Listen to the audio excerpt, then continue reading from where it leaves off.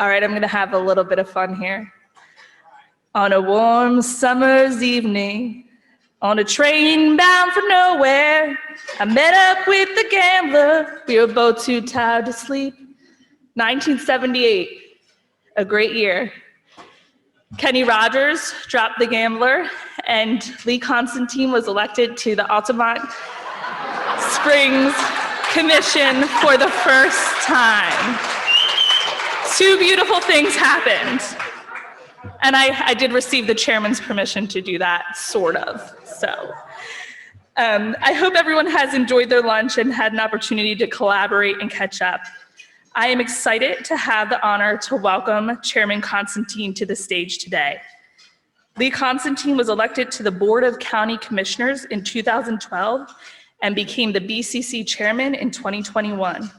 He is no stranger to public service on all levels of government, as I've just mentioned, and as a public servant in the Florida House and the Florida Senate. His policy accomplishments have helped Seminole County excel as a place to raise a family and own a business. And from what we'll learn today, there are even better priorities on the horizon. So without further ado, ladies and gentlemen, the state of the county.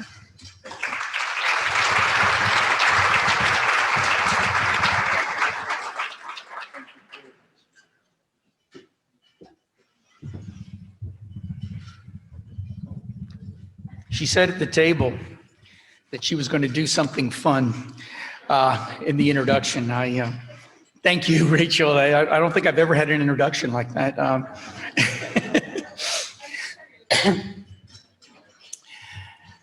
Wow, it's great to see us all here together. You know, it's been a long time. I think all of us know that. And I wanted to thank Rachel and thank the Seminole County Chamber and all of the community-minded sponsors today. If I can take a moment of personal privilege, I have somebody in the audience that was my guest, and I asked her to come today. And I think all of you would understand that each of us have had mentors in our lives, people that matter, people that have shown us the way, people who have gotten us out of trouble. Well, this woman has done all for me.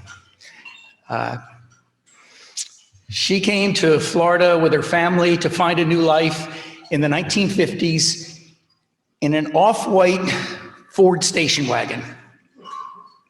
And we moved into Bear Lake Road in Seminole County. And that's where I grew up. She was my first boss, and she's still my boss. But she also was a small business owner, and she started, and many of you don't know this, she was the co-founder of Maryland Fried Chicken. And yep, still my favorite chicken. I still love it. But my good friend, the city manager of Altamont Springs, Frank Marks, calls her affectionately the Queen of Altamont Springs. My mother, Mary Ann Lansing. Please stand up, Mom.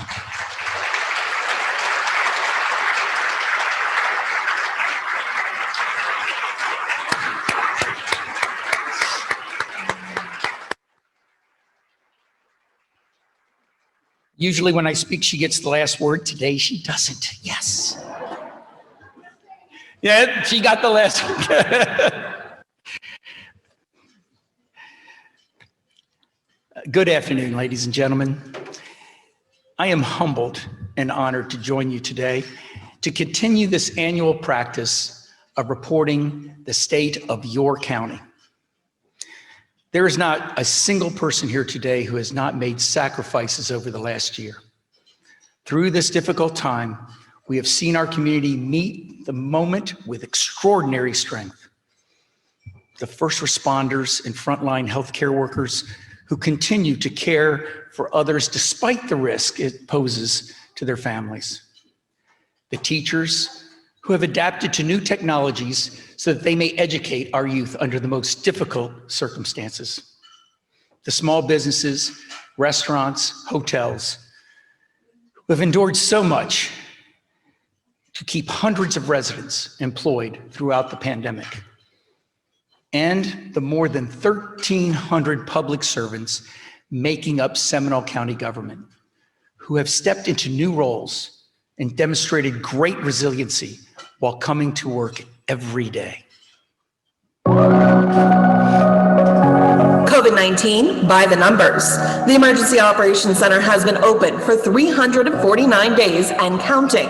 During that time, 8 Seminole County executive orders have been signed. 60,200 calls have been answered by our Citizens Information Line, and we've had a staggering 995% increase in COVID-19 text registrants. Our response to COVID-19 began with testing 49,110 COVID-19 tests and 30+ test sites. We also focused on personal protective equipment to start, with 238,545 ounces of hand sanitizer distributed, 868,802 masks, and 241,129 protective gowns. The largest aid program in county history, Seminole Cares, was successfully rolled out. $82.3 million in CARES dollars distributed in less than 6 months, with $12.5 million delivered to 2,604 county small businesses, $22 million distributed to 5,308 county residents in need, $2.9 million to 45 county not-for-profits, and $41 million to public safety, public service, and health initiatives. And across the county, we've been busy. 190% increase in online library card registrations, 16% increase in permits and building inspections, and since Seminole County is the natural choice, a 210% increase in visitors to our county trails. Zoom meetings? Well, we started with 0, but that sure changed.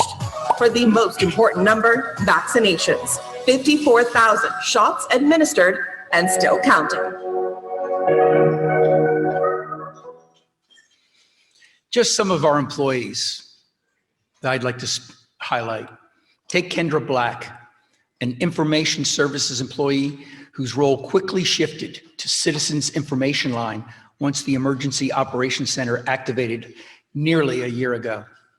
And Victoria Colon, a member of our procurement team who managed the logistical staging area for the EOC, developing processes efficiently and to supervise high-level deliveries. And Clint Patterson, the voice of the Zoom, who ran our virtual public participation for all of our county commission meetings. And Katie McCormick, a residential horticulturist agent who developed a virtual plant clinic during the quarantine. Residents contacted extensive services, questions and photos about their gardens. Then, while volunteers worked through their homes, master gardeners would respond with solutions. The people of Seminole County should be proud of them and all the 1,300 employees that we have. I am honored to work with 4 incredibly dedicated public servants who stand ready to find solutions to the most challenging issues. Our commission is proud that Niche.com recently recognized our community as the best county to call home in Florida. At the same time,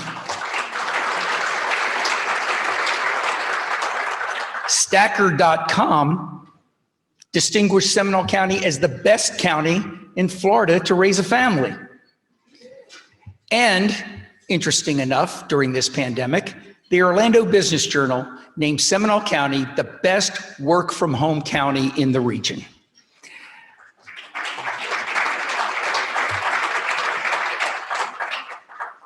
Your commissioners, Bob Delory, Andrea Herr, Amy Lockhart, and Jay Zimbauer, please stand to be recognized.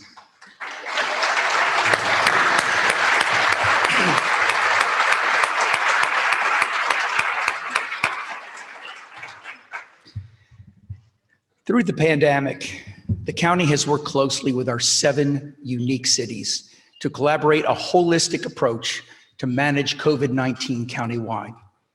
The cities of Altamont Springs, Castleberry, Lake Mary, Longwood, Oviedo, Sanford, and Winter Springs have been our partners every step of the way. Will the leaders of our 7 cities, the mayors, commissioners, council members, and city managers, please stand and be recognized?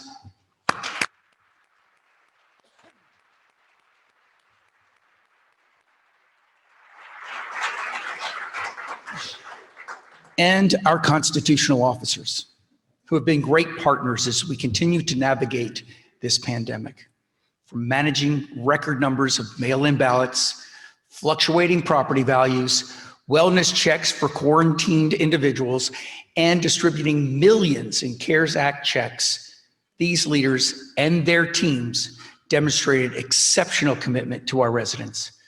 Supervisor of Elections Chris Anderson, Property Appraiser David Johnson, Sheriff Dennis Lima, Clerk of the Court and Comptroller Grant Malloy, and our newly elected tax collector J.R. Kroll, please stand and be recognized.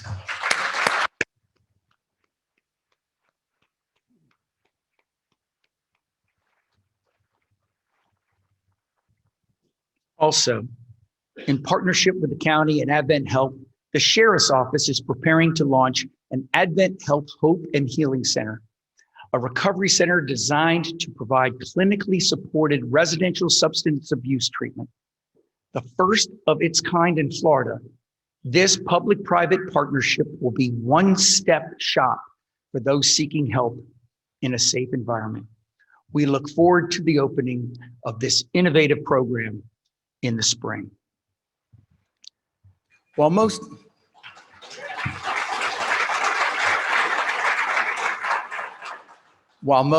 if not all, of our state representatives and federal representatives could not join us today, we have the fortunate to work with them hand in hand over the last year. We recognize and appreciate their service. COVID-19 struck this nation 3/4 of the way into our fiscal year and significantly upended the way we do business.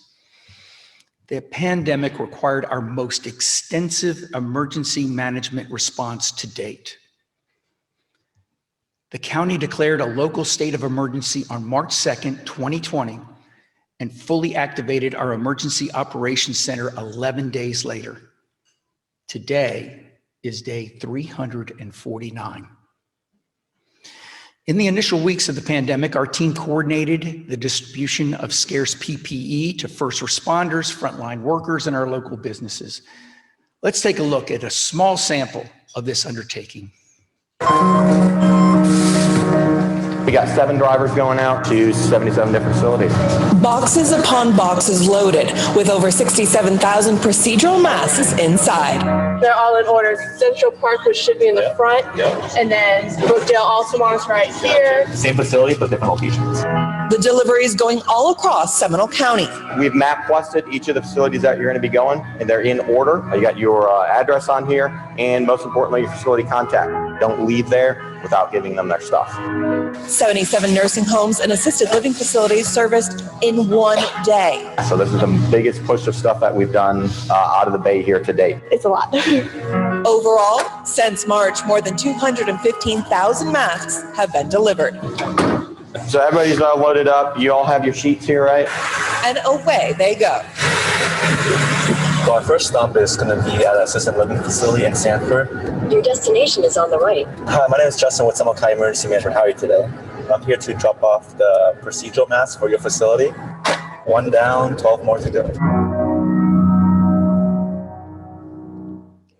Like many of your businesses, Seminole County Services could not simply stop due to the quarantine.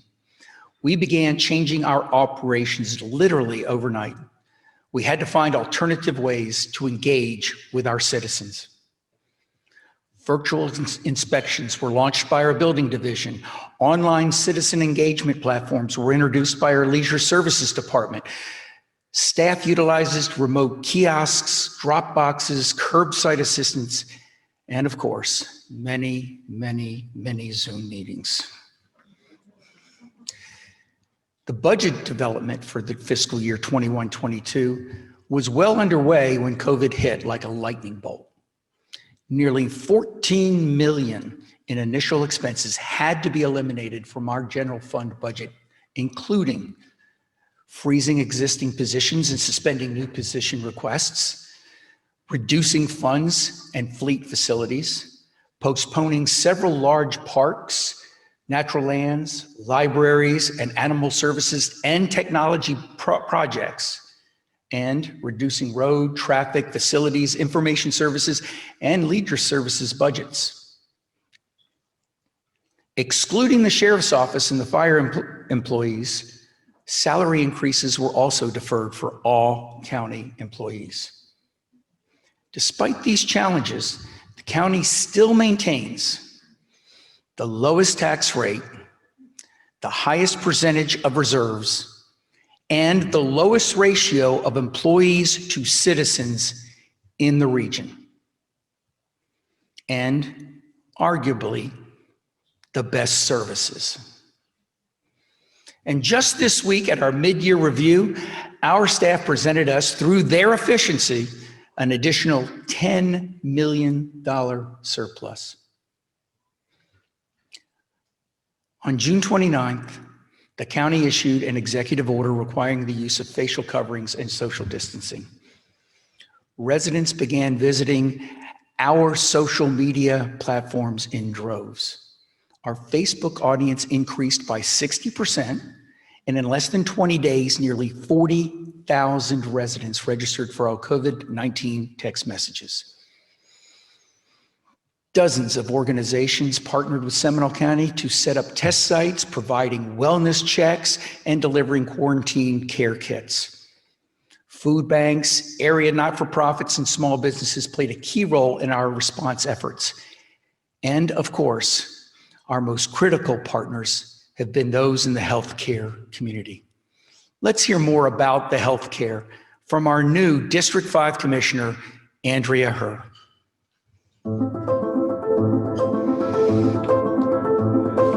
Many of you have visited the Seminole County Services Building before, but what you may not realize is that this was one of the first hospitals in Seminole County. In fact, in 1956, it was dedicated as the third hospital, and it welcomed its 5 first patients, all of which were babies.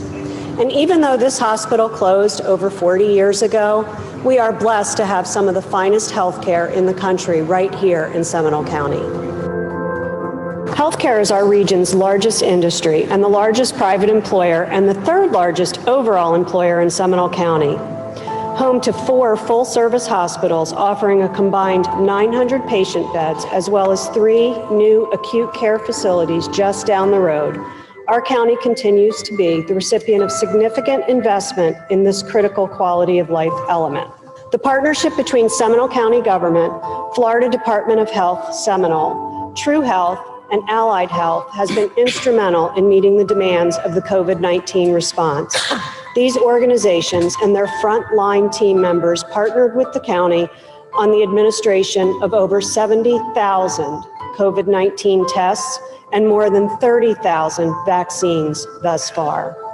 Not to mention the development of hundreds of policies, guidelines, and messages to keep our residents safe and healthy during the pandemic.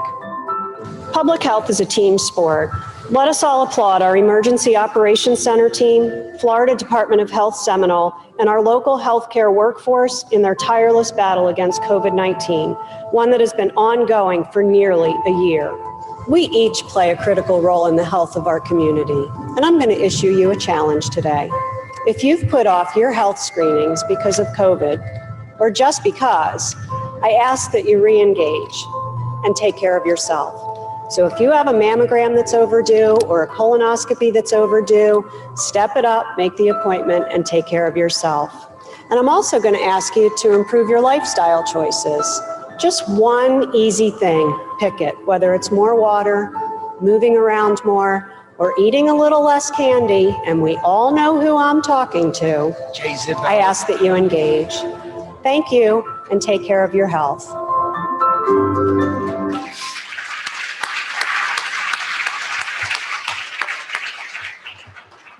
Did you know that Seminole County was the first county in Florida to receive and distribute the COVID-19 vaccine?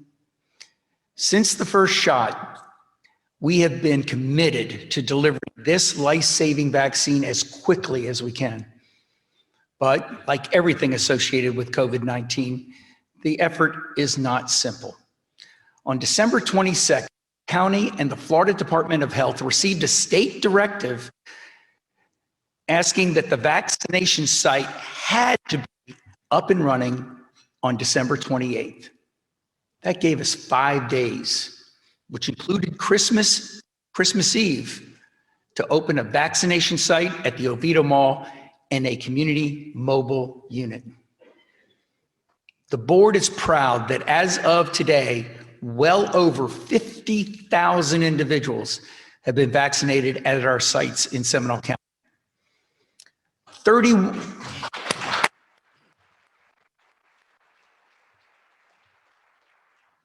31 local communities, many of them low income and transportation disadvantaged, have been visited by our mobile unit.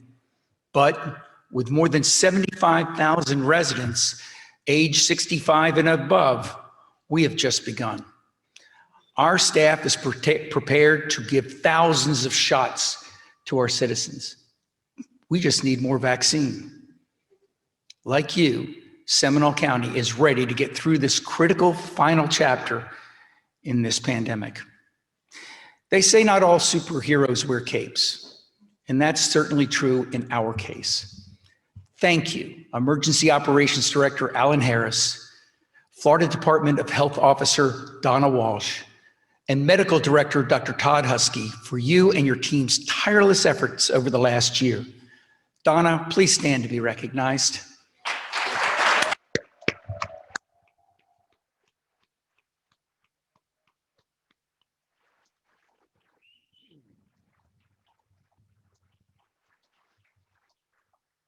Unfortunately, Dr. Husky could not join us today, and Alan could not break away from the vaccine site. He is watching on Zoom. Thank you, Dr. Husky, and all of us want to say thank you, Alan Harris, our hero.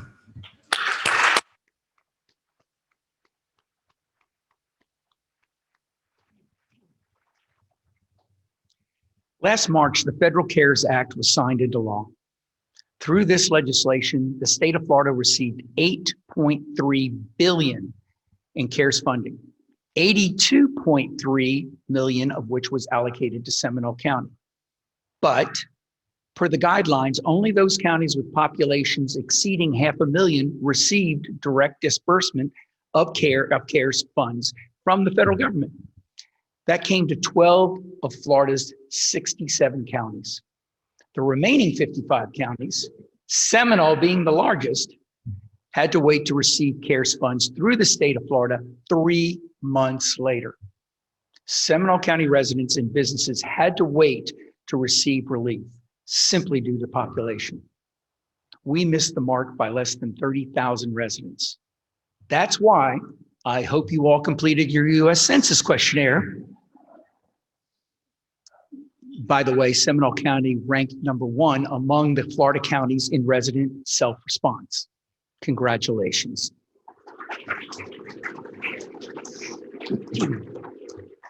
Since the county did not receive the initial CARES Act and we were not going to let our people suffer, the county budget had to carry the initial financial burden.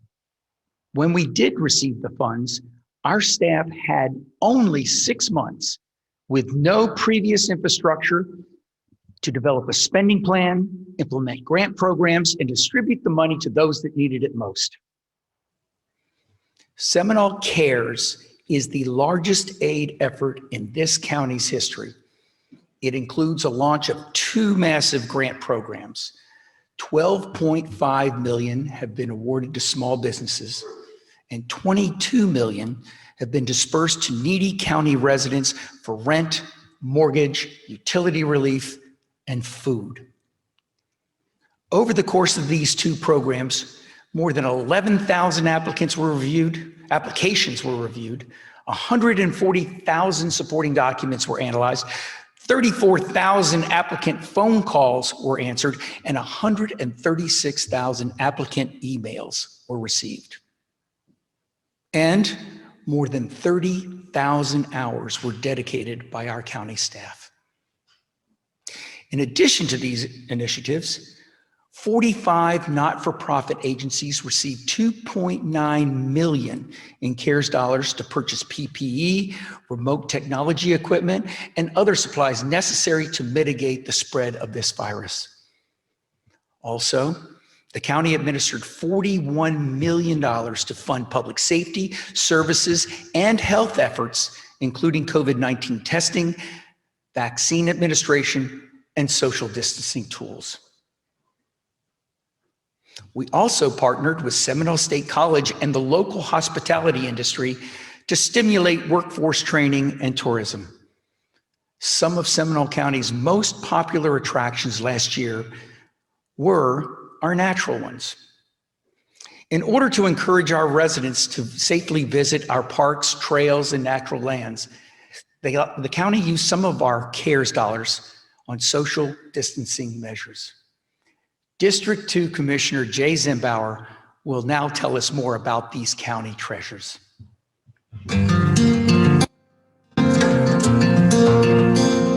Hi, Jay Zimbauer, Seminole County District 2 Commissioner. Today we're out showcasing some of the rural areas and aspects of my district here in District Number 2.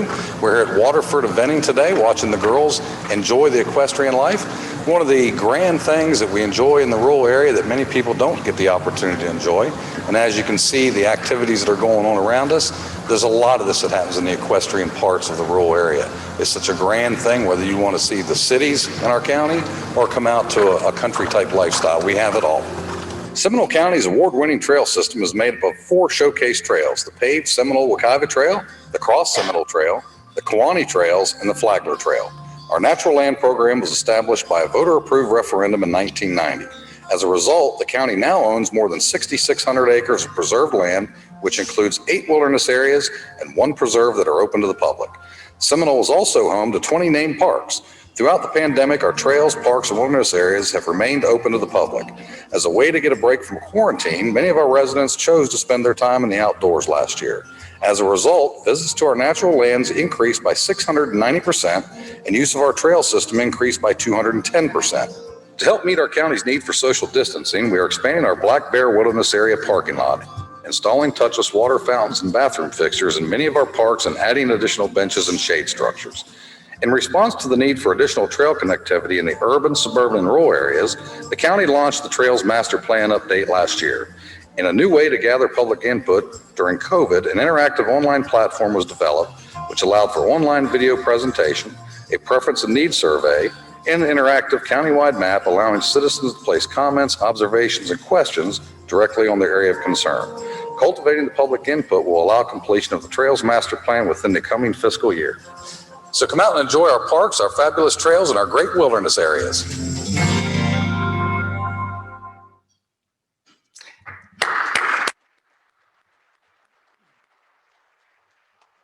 I hope you got that 690% increase in visitors to our wilderness areas.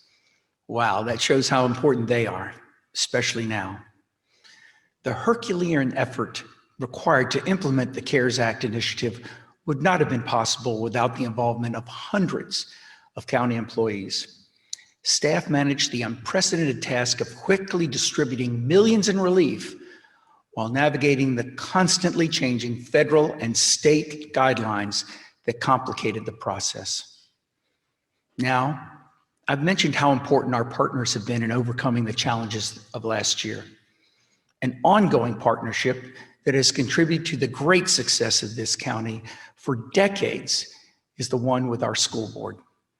Seminole County Public Schools once again have made us proud. Our SAT scores continue to be above the state and national average for the 43rd consecutive year. Last year, we broke ground on a new career and technical education building at my alma mater, Lyman High School. And recently, we began construction on a new Castleberry Elementary campus. Let's hear more about the value of our education partners from our District 4 Commissioner, Amy Lockhart.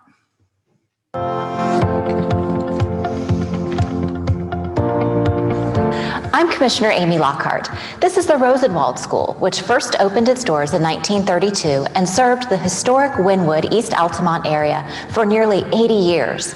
After purchasing this property in 2019 from the school board, Seminole County has embarked on a strategic master planning effort to redevelop this historic site. The plan will address a wide range of needs that can strengthen this community and serve as a catalyst for development, while at the same time preserving the identity and character that this neighborhood values. Seminole County enjoys a long collaborative history with our education partners. With more than 67,000 students, Seminole County Public Schools continues to be an A-rated premier national school district. SCPS has the 4th highest graduation rate of all Florida school districts. In fact, their 2019-20 graduation rate of 94.5% is the highest ever achieved for the school district. As demand for the COVID-19 tests increased, SCPS partnered with our emergency management team to provide space for outdoor testing sites at 11 schools over the course of several months. Now, school nurses have joined the Florida Department of Health, Seminole County, and our emergency management team to assist with ongoing vaccination efforts. The county's CARES initiative also funded workforce development programs at Seminole State College. More than $450,000 was allocated towards certificate courses in select business areas to enhance students' immediate training opportunities that may result in faster reemployment. As a Seminole State College trustee, I am proud that the college received the national recognition from the American Association of Community Colleges for excellence in advancing diversity. Our Information Services Technology program was one of only 8 across the country to win the Excellence in Equity STEM Award by the Aspen Institute College Program and the Siemens Foundation. The Rosenwald School served generations of students and their families. Seminole County is proud to carry on this great history, not only here in Wynwood, East Altamont, but countywide, in tandem with our education partners for generations to come.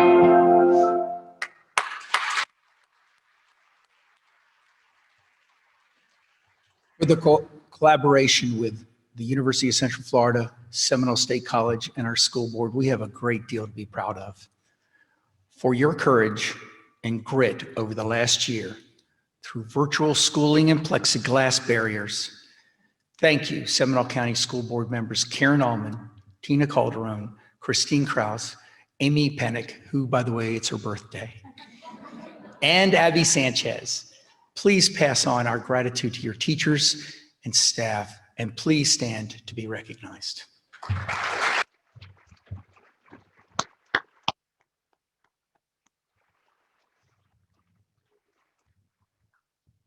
After nearly 9 years as our superintendent, Dr. Walt Griffin will be announcing schools out for the last time this year. Dr. Griffin, you are the epitome of a servant leader. You have raised the standards for our students and provided a lasting legacy of excellence. Thank you for your commitment to public education and children of Seminole County. Please stand and be recognized.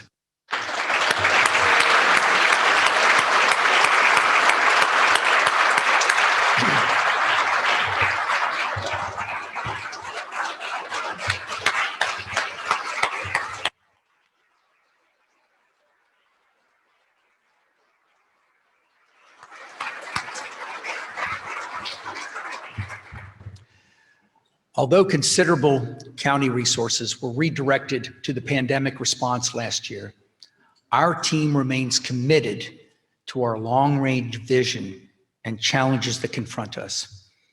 We continue to advance major projects and address opportunities to enhance our community and protect our environment, such as Phase 1 of the county's 5-point master plan development, which includes the relocation of the civil courthouse from downtown Sanford, as well as the construction of a new central energy plant and parking garage, will be completed by spring of 2023.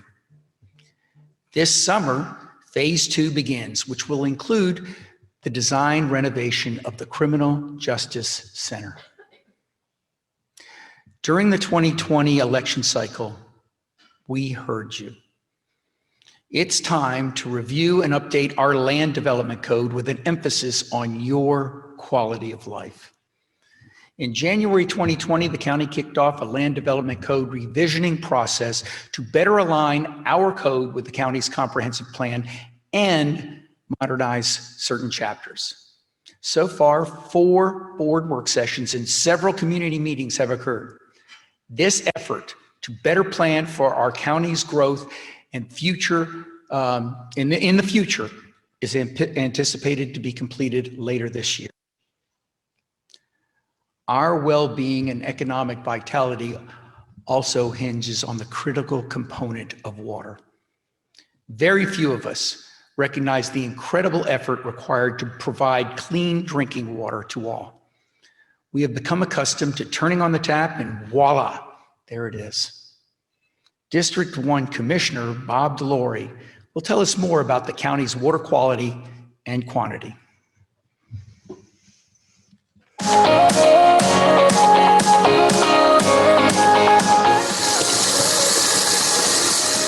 Hey, you're wasting water. No, I'm not. Yes, you are. I'm not. Yes, you are. No, I'm not. Yes, you are. Hey!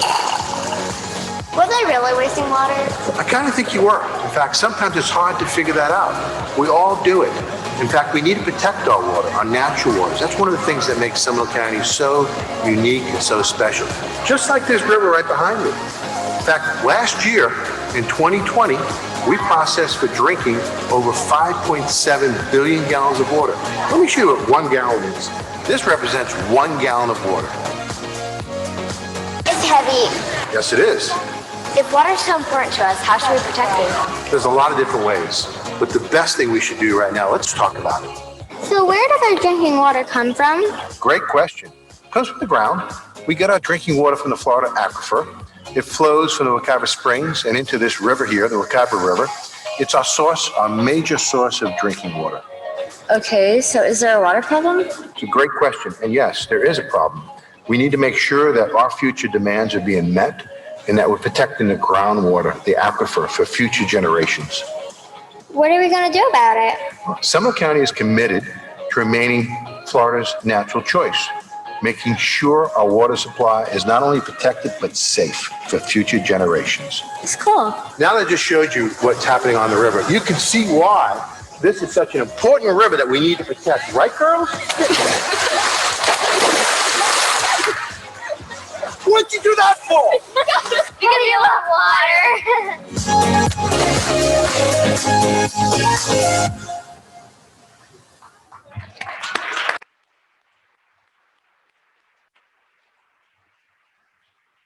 Bob will tell you there was only one take of that. As we heard from Commissioner DeLore, Seminole County is blessed to have an abundance of water resources. Continuing to protect these natural treasures remains a top priority. Watershed Management is working with the St. Johns River Water Management District and State Senator Jason Broder on a large-scale Lake Jessup restoration project. We are also partnering with multiple local and state agencies to restore the proper flow of the Little Wekiva River. This is in addition to what we have already done to protect our most valuable water resource, the Wekiva River and its spring shed. As we continue to enhance our water quality, we have implemented a number of programs. One is our fertilizer ordinance, the most protective in the state. By decreasing the amount of undesirable nutrients and phosphates dumping into our water bodies through runoff, we can protect our river streams much better.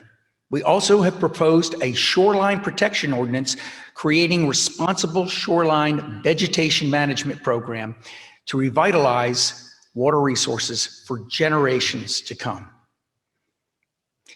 And as part of our commitment to sustainability, the board has directed staff to pursue a proposal for development of an energy efficient and sustainability master plan.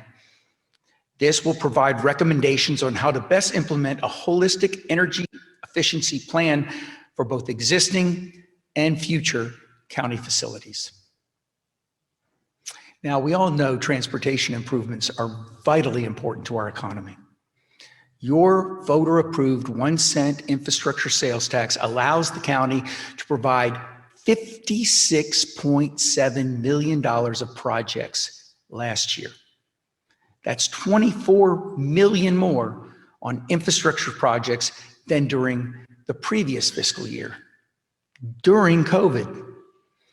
Last year's penny tax projects include 96 miles of roadway resurfacing, completion of 66 construction projects, 24 bridge projects were completed, and the lining of 5,867 countywide stormwater pipes.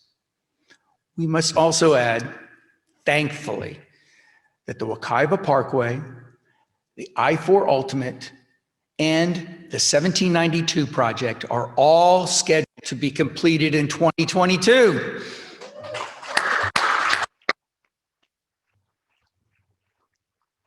Obviously, this will enhance tremendously our regional transportation system.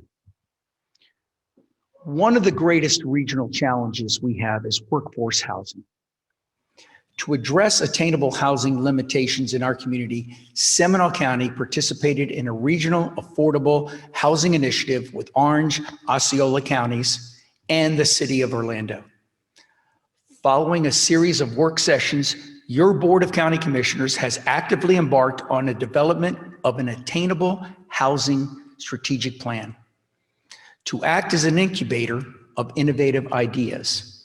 Some include development of a community land trust ordinance and an affordable housing trust fund, authorization of accessory dwelling units in all single-family residential zoning districts, establishment of a land bank program and extension of the affordability period of workforce housing, and the implementation of a fund through the rental registry program to transfer those dollars to help affordable housing. It is our hope that the county can create, diversify, and retain affordable housing so that homeownership is possible for all current and future Seminole County residents. As COVID continues to test us, I would like to thank our county manager, Nicole Guillet, her leadership team, and the 1,300 county employees who have enabled us to overcome all of these historical obstacles. From wastewater treatment plant operators to road crews, from librarians to maintenance workers, we are reminded of the critical role government employees play in our everyday life.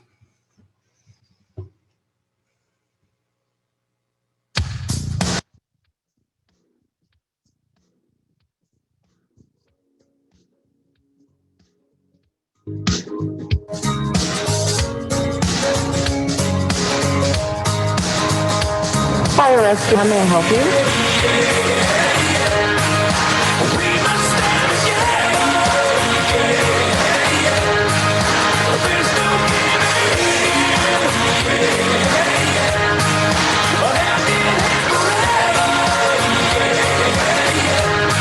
I'm giving you an extra one. Okay.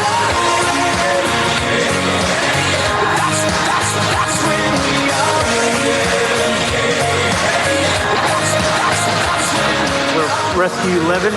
We just had a COVID call.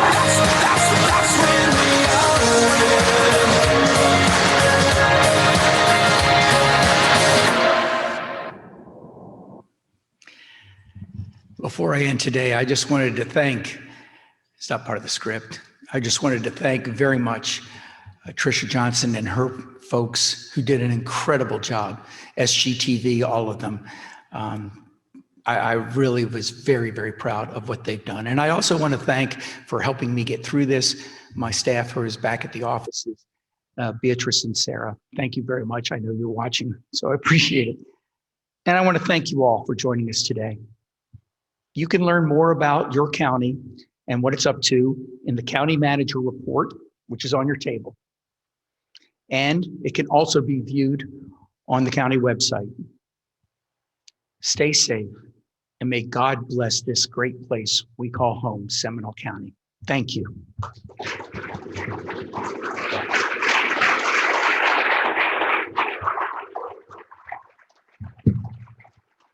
Ladies and gentlemen, please welcome to the stage Jason Broder. Yeah, you made it. Come on there.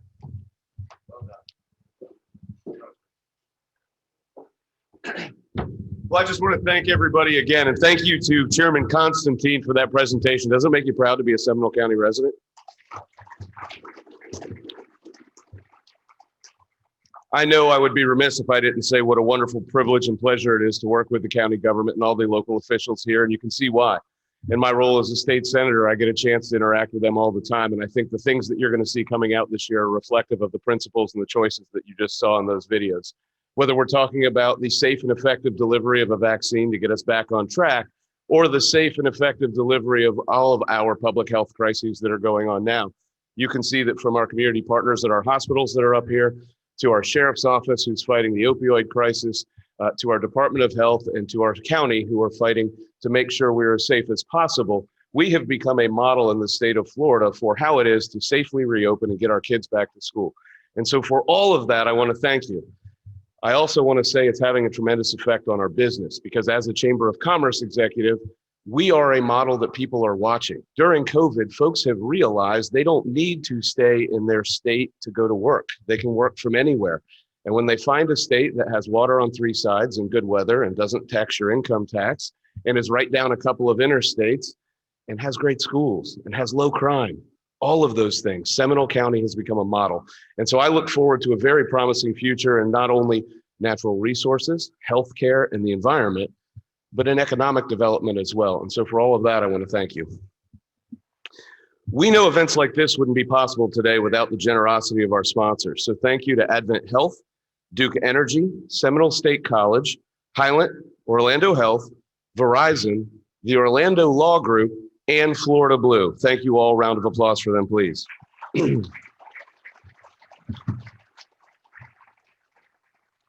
I also want to once again thank the Seminole County Commission and staff for an outstanding program. It's just fabulous to be able to work with them year in and year out and produce such a great, succinct view of what is a great county and a great place to live. Thank you to them as well.